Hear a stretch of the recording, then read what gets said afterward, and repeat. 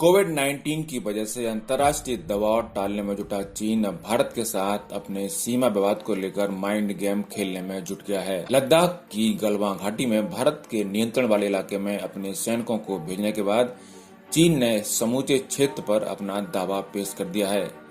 इस तरह का दावा सीधे चीन की सरकार के किसी प्रतिनिधि ने नहीं, बल्कि वहां की सत्ताधारी कम्युनिस्ट पार्टी के मुख्य समाचार पत्र ग्लोबल टाइम्स के जरिए पेश किया गया है। ग्लोबल टाइम्स में प्रकाशित आलेख को वहां की सत्ताधारी पार्टी व सरकार के विचार के तौर पर ही दुनिया में लिया जाता है। अक्सर चीन अपनी कूटनीतिक विचारधारा को दुनिया के सामने रखने के लिए इस मीडिया का इस्तेमाल करता है।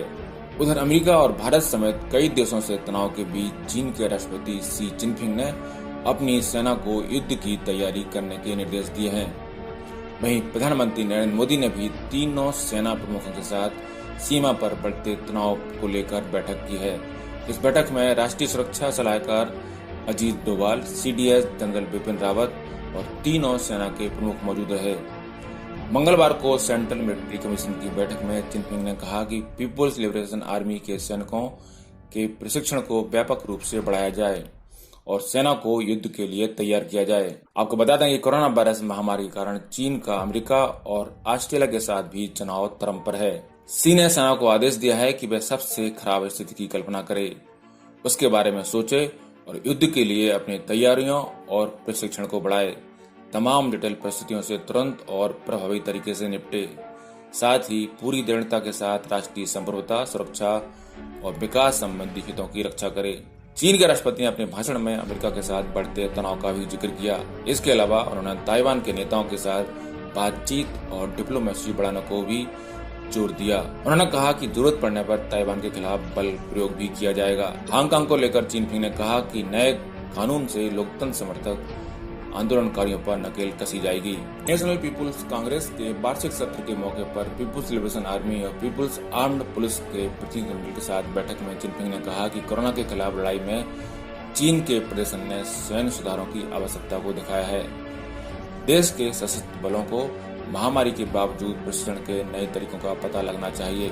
भारत से लगती सीमा पर सैन्य झड़पों के बाद चीन ने न केवल अपने सैनिकों की बड़ी संख्या में सीमा के पास तैनाती की है, बल्कि ऊंचाई वाले इलाकों में उड़ान भरने के लिए अनुकूल लड़ाकू विमान J-11 और J-16S को भी ऑपरेट करना शुरू कर दिया है। इन तस्वीरों को ओपन सोर्स इंटेलिजेंस एनालिस्ट डेट्रेस्फा ने जारी किया है। चीन का शेयांग J-11 रूस की सुखोई Su-27 का चीनी वर्जन है। फाइटर प्लेन एयर सुपीरियर होने के साथ साथ दूर तक हमला करने में सक्षम है।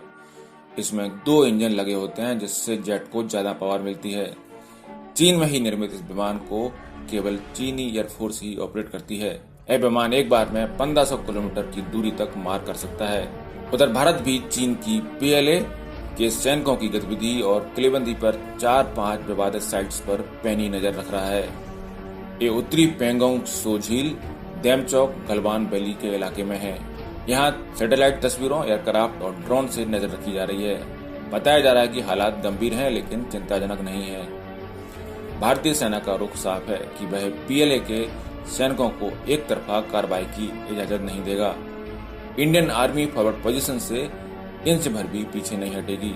इसके साथ ही प्रोटोकॉल का भी ध्यान रखा जाएगा कि गैर जरूरी तरीके से PLA के सैनिकों को उकसाया न जाए। भारत ने लेह स्थित 3 इन्फेंट्री डिवीजन को ऑपरेशन अलर्ट एरिया में भेज दिया है। वहीं दूसरे इलाके के यूनिट्स को उनसे रिप्लेस किया जाएगा।